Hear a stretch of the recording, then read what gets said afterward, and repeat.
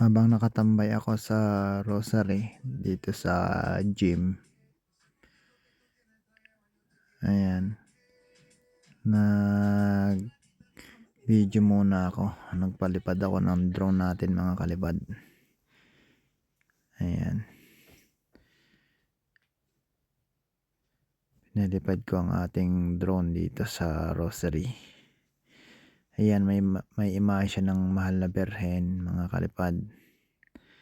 Ayan, ang ganda dito tumambay palabag hapon. Ayan.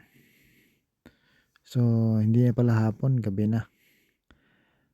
Mga 8 o'clock na pala yun ng gabi. Pero maliwanag pa mga kalipad. Ganito dito sa Canada, kahit gabi na maliwanag pa rin.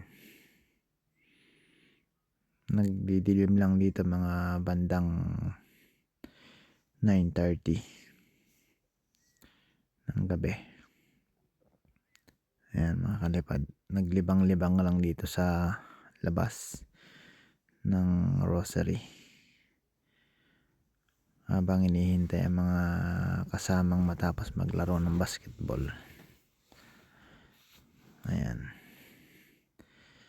So yan ang napili kong spot dito sa Manning. Bye bye.